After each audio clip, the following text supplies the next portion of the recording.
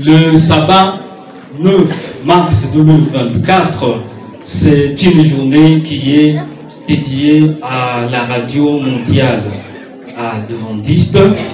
Et c'est pourquoi aujourd'hui, nous avons un sujet intitulé « Partager la mission de Dieu ». Partager quoi? Partager la mission de Dieu. Le verset de mémoire se trouve dans Matthieu, le chapitre 24, le 14e verset.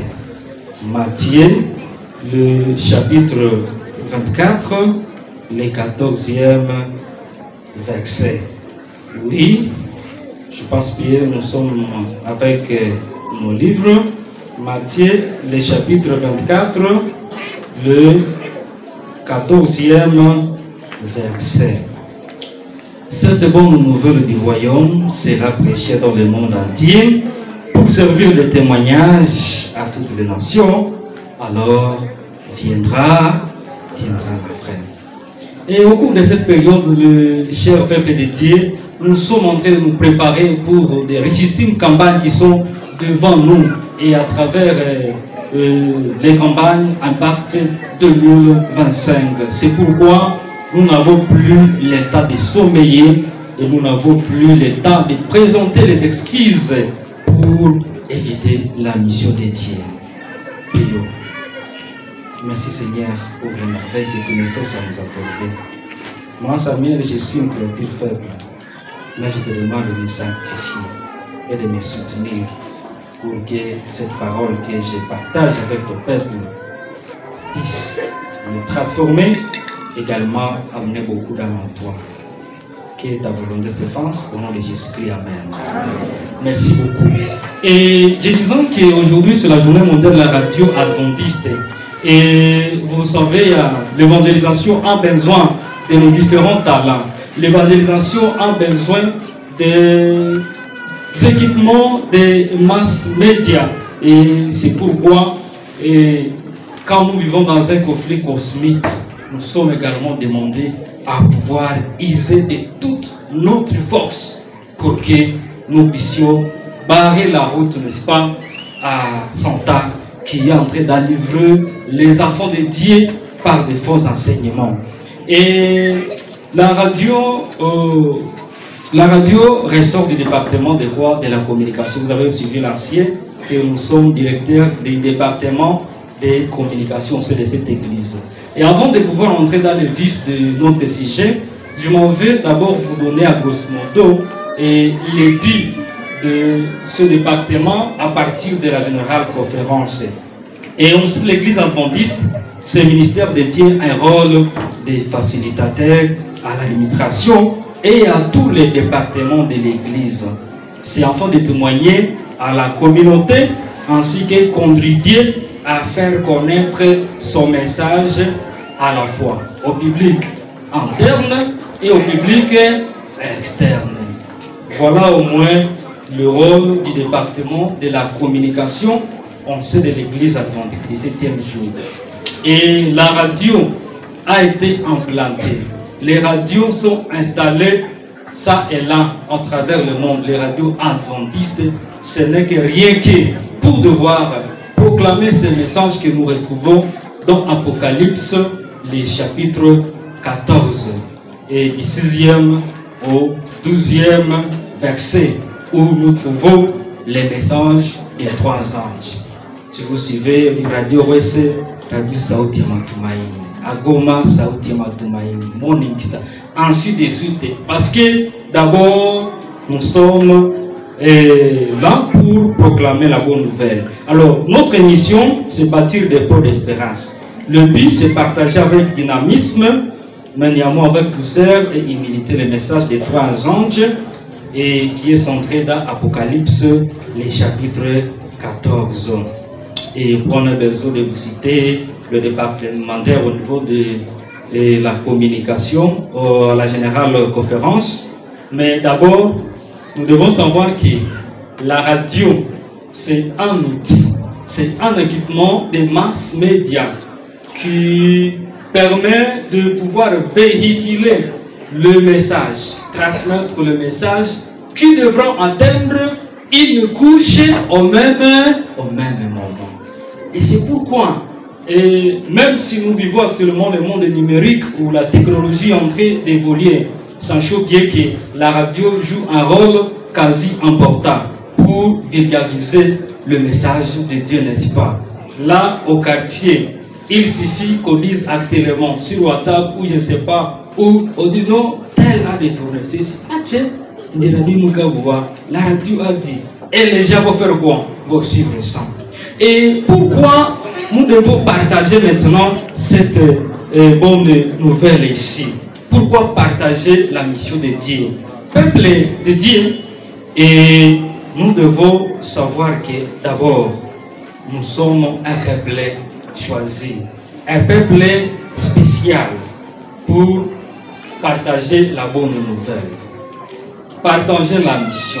Essayez de pouvoir examiner différentes publications que vous avez déjà réalisées sur les internautes et même là à la maison, jusqu'au point même certains, on va devoir même le surnommer de pédamoiti. Et si c'est là, vous deviez également les utiliser pour partager la bonne nouvelle. Comment devrait être la maçon? Et quand au cas de nos anniversaires, je ne sais pas, des dates, des consorts, les gens écrivent, save the date, tout ça, consorts. Oui, et c'est bon, mais nous avons oublié la mission qui nous a été confiée, qui est celle de faire quoi? De partager la bonne nouvelle. Apocalypse, le chapitre 14, le 6e verset. Apocalypse, le chapitre 14, le 6e verset. Ça nous dit, et j'ai vu un autre ange qui volait par les milliers du ciel, et il y a un évangile éternel pour l'annoncer aux habitants de la terre, à toute nation, à toute tribu et à toute langue. Je ne viens pas avec un message spécial, mais je viens pour vous rappeler que c'est un message très urgent. Le message ici qui a été confié à l'ange, vous allez me demander, est-ce qu'à l'époque là il y avait des radios? Il n'y en avait pas, n'est-ce pas? Et nous maintenant aujourd'hui, nous qui représentons cet ange ici, qui volait au milieu du ciel, c'est nous qui détenons maintenant cette bonne nouvelle que nous devons vulgariser, que nous devons partager à tous les habitants de la terre. Il y a des points irréprochés jusqu'à présent et qui n'ont pas encore ici cette bonne nouvelle-là. Et il y a peut-être aussi des points irréprochés dont on a du mal à pouvoir capter les différentes radios mondiales adventistes. Mais quand nous allons tous mettre nos forces ensemble, cette bonne nouvelle devra se vulgariser et partout. Partager signifie, dans ces contextes, annoncer, vulgariser la parole de Dieu. Et la mission dont il s'agit ici, c'est celle d'annoncer le retour de Christ. Et à grec, angelos, on parle de l'ange, signifie un messager, ou soit un envoyé. Et comme nous sommes en train de parler du message, n'est-ce pas? Et même à la radio, pour que ton message soit bien décodé, il faut bien l'écoder, n'est-ce pas? Mais Dieu a bien codé ce message à travers les anges, avec les termes spécifiques adaptés pour nous, pour que ces messages puissent nous transformer. Et également, ici, c'est pourquoi ce message des trois anges représente le peuple de Dieu qui est chargé de proclamer le message du temps de la fête. Et ce message est crucial. C'est un message qui est urgent. C'est aussi un message présenté par un ange qui est en train de voler rapidement au milieu du ciel et qui porte quoi? L'évangile éternel. La bonne nouvelle, c'est l'évangile éternel. Est-ce qu'on peut proclamer cette bonne nouvelle ne sachant pas que l'on est éligible, on est membre de ceux qui peuvent la proclamer? Tout le monde est éligible, tout le monde est appelé à proclamer cette bonne nouvelle.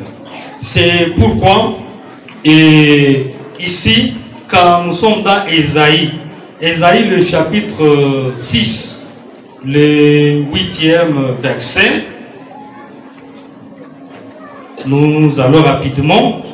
J'ai entendu la voix du Seigneur disant, excusez, Ésaïe 6, le 8e verset, j'ai entendu la voix du Seigneur disant, qui verrai-je et qui marchera pour nous? J'ai répondu, mais voici Seigneur.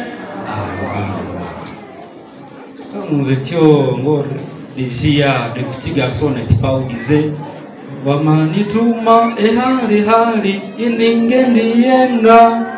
que vous vous souvenez de cette chanson-là? Et la mission de Dieu n'a pas besoin d'excuses. Et cette mission n'est pas confiée au pasteur ou à Samuel ou à tel autre. Et maintenant, ce qui fait que cette mission soit bien proclamée, c'est puisque Dieu nous a créés avec différents talents, n'est-ce pas? On est ensemble. Amma Sakal viendra avec Sosop là-bas, Rémi Mugeni avec ce qu'il lui a donné là-bas à la radio, et toi avec laquelle, ainsi de suite, tel que nous nous comportons partout, que ce soit au quartier, tout cela, tous ces ingrédients, n'est-ce pas, vont concourir pour le partage de quoi, hein? De la bonne nouvelle. Et ça va laisser à ce que cette mission puisse se terminer. Le livre Le Grand Espoir, à sa page 324, note que les anges sont chargés d'accomplir des missions de miséricorde en faveur des enfants de Dieu. Et quand nous sommes dans Genèse, le chapitre 18, du 1er au 40e verset, là nous voyons Abraham, que nous avons même étudié dans notre leçon qui nous parlait de quoi? De la mission. Abraham, on nous a parlé, n'est-ce pas, de ses caractéristiques. Nous n'avons pas le temps pour parcourir tout ce verset. Et Abraham, c'était quelqu'un vraiment qui manifestait l'amour de Dieu. Abraham avait l'hospitalité. Voyez-vous, chez vous, quand quelqu'un arrive, peut-être il porte des habits, je ne sais pas qui sont comment, quelle attitude prenez-vous avant de l'accueillir, même ne sachant pas de qui il s'agit. Abraham avait également l'altruisme, donc il considérait les intérêts des autres. Et voyez-vous, pour ces gens de ce monde qui sont des égoïstes, qui ne considèrent que leurs propres intérêts. Donc tout cela concourt pour la mission de Dieu. Et pourquoi en tant qu'église du reste est retrouvée dans Apocalypse, le chapitre 14, le 12e verset, devons proclamer cet évangile plein d'espérance. Ça veut dire quoi? Et tout celui qui sait qu'il est un peuple choisi, qui garde le commandement de l'Éternel et qui a la foi en Jésus, ce moment n'est plus le moment de sommeil. C'est un moment pour lui maintenant de pouvoir propager cette bonne nouvelle. Et peuple de Dieu, pourquoi propager cette bonne nouvelle? Et nous sommes dans Apocalypse, le chapitre 16, du 13e au 14e verset, que nous allons devoir marier avec Daniel 7, 25. Et pendant que vous serez en train de parcourir là, comme le temps nous est jaloux, ce n'est pas pour rien que l'ange vient d'une manière spéciale, rapidement, avec un message urgent. Ça veut dire qu'il y a quelque chose.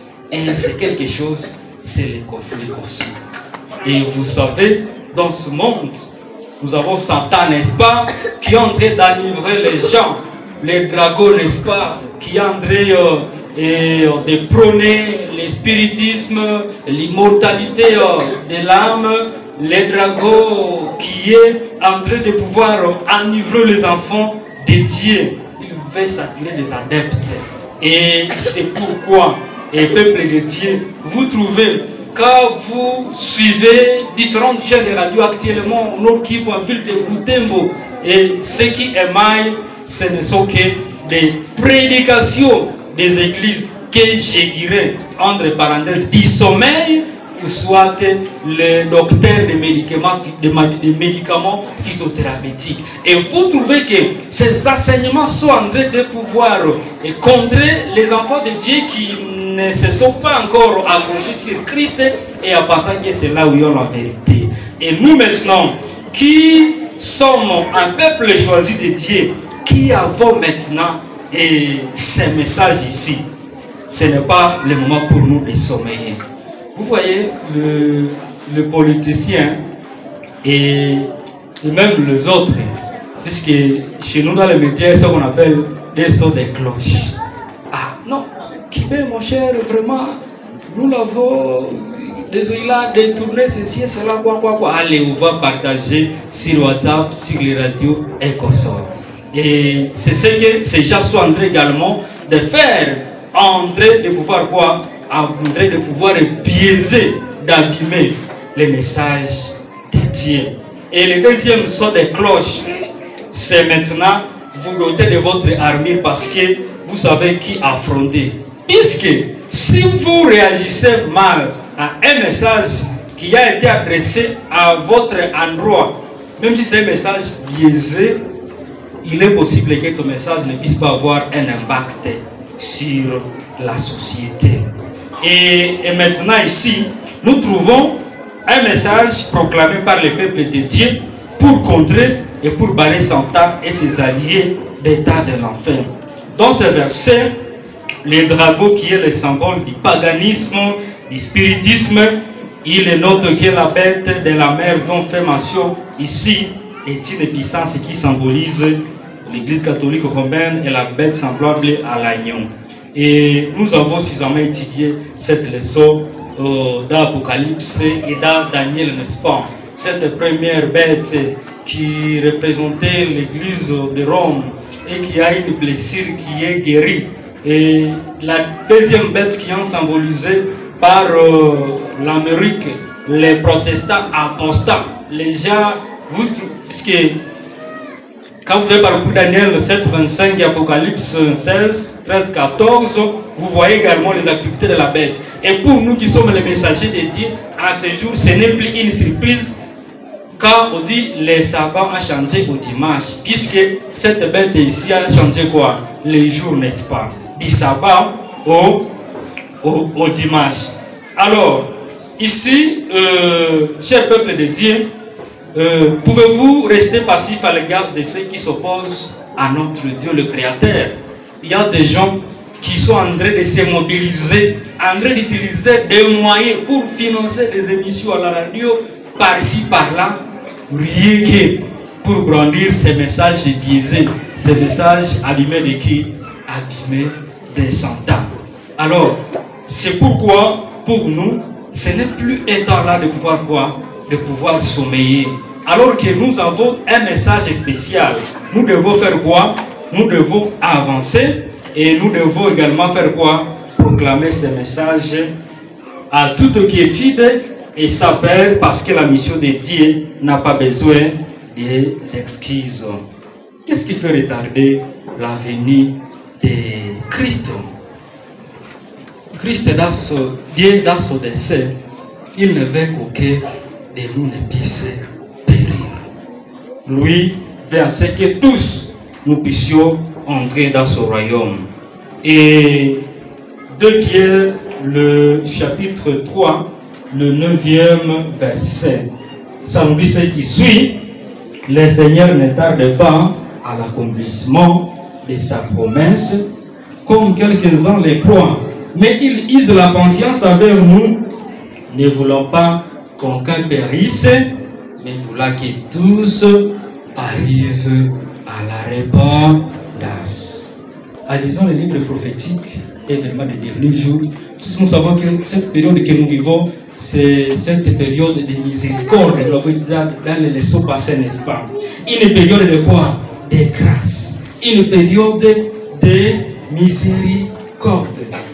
Une période depuis 1844 jusqu'à la venue de Christ, n'est-ce pas? Où nous vivons la période de jugement investigatif en attendant le prononcé du jugement. Ça veut dire quoi? Ce n'est plus pour nous le temps encore et nous comporter comme Babylone en mélangeant la vérité avec le mensonge. Mais c'est un temps pour nous de pouvoir baliser partout où Satan et ses adeptes sont en train de biaiser le message de Dieu et maintenant y revenir avec force parce que sa parole c'est une épée. Et le verset de mémoire qui nous a été lu par notre lecteur, c'est dans Matthieu, le chapitre 7, et plutôt c'est dans Matthieu, le chapitre 24, le 14e verset. Cette bonne nouvelle du royaume sera prêchée dans le monde entier pour servir de témoignage à toute nation, alors viendra la fin. Ça veut dire que si nous supposons que peut-être l'avenue de Christ est en train de se retarder, c'est puisque tu n'as pas encore usé de ton talent que Dieu t'a donné pour pouvoir aider à vulgariser quoi? À vulgariser ce message. Matthieu 7, 24, quiconque attend ces paroles que j'ai dit et le met en pratique est semblable à un homme prudent qui a bâti sa maison sur les rocs. Que Dieu nous aide à travers son Esprit Saint à pouvoir nous approprier cette bonne nouvelle et à pouvoir également proclamer cette bonne nouvelle parce que nous ne sommes pas n'importe qui pour la détenir, à pouvoir utiliser tous les dons, tous les talents que Dieu nous a dotés afin que nous puissions amener beaucoup d'âmes à Christ, et cela en soutenant l'évangélisation qui se transmet à travers les radios mondiales et leurs partenaires. Que Dieu nous bénisse tous au nom de Jésus-Christ. Amen.